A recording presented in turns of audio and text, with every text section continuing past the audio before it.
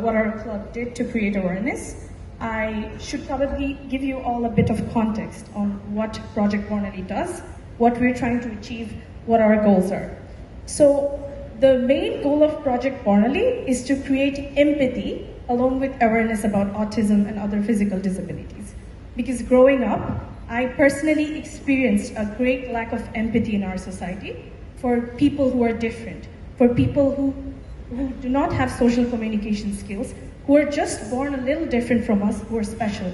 Because my own elder brother, Adib, he has autism.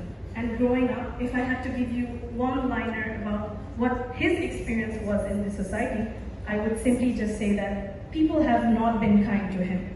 People have not accepted that he is different, and he had a tough life growing up.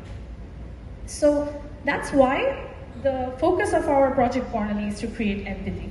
So last month, our team, we went to different slums of Dhaka city, tried to locate impoverished families who have children with autism or other physical disabilities, listen to their stories, give them financial aid, and ensure that they get the disability allowance from the government, because a lot of times there's usually a broker who tries to arrange this disability allowance for them, and a lot of these money gets lost and do not go to their hands.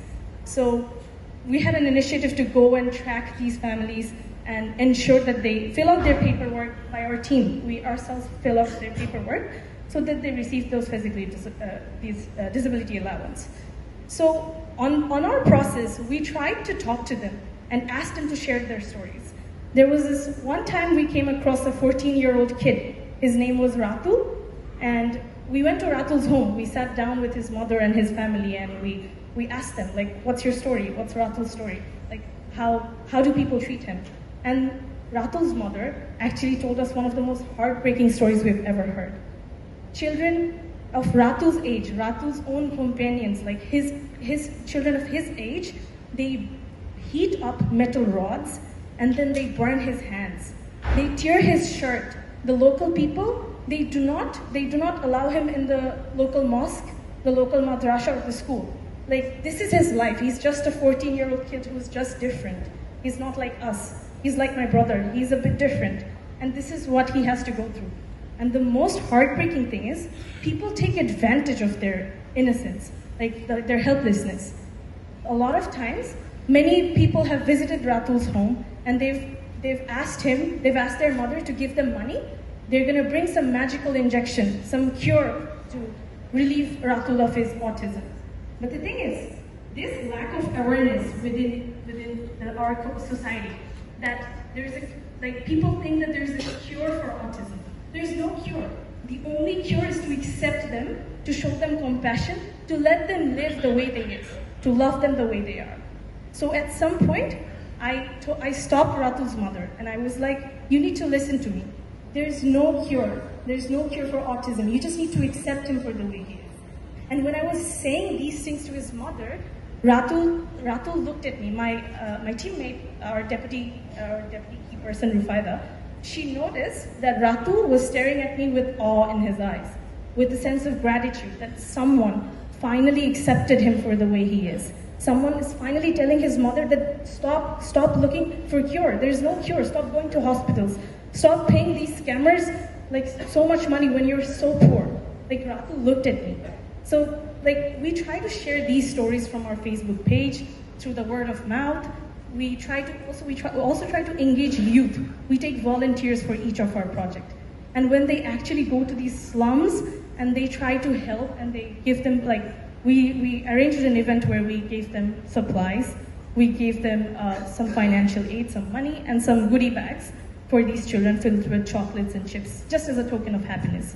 They went there, they like first-hand experience the struggles of these poor families who have a member who has autism or any other physical disabilities. And even though they worked in the scorching heat, like, they came home and they texted me that I had one of the most beautiful experiences today. I was never aware that these people struggle so much. So this act of engaging the youth in, like, volunteering, like engaging them to volunteer for our projects, this is awareness itself. That's what we're trying to do. We're trying to create awareness. And so one of the, I'm like speaking for a really long time now, but I'm just gonna end my speech and I'm gonna say something that when I told these volunteers I gave them a special instructions. I told them, go up to those kids, ask them how their day went, talk to them, smile at them, listen to them. And so when they did, like, I wish I could show you some pictures today. Like these children, they were so happy that someone finally went up to them and spoke to them. Because I know, I have a brother, and I know that when someone lacks social communication skills, we sort of accidentally end up lacking social communication skills ourselves. Like, we never walk up to them. We never greet them, like ask them, how are you? How was your day? Because we think that, oh, that person cannot speak. Why should we go bother and speak to them? But they're very lonely.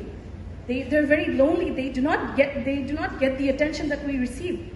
Like, sometimes I would actively ask my friends when they come over to my house that go talk to my brother, greet him, and he gets so happy.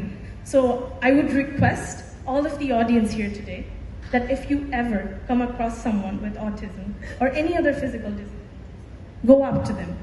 Go up to them, ask them how they are, smile at them, and trust me, it will mean the whole world to them.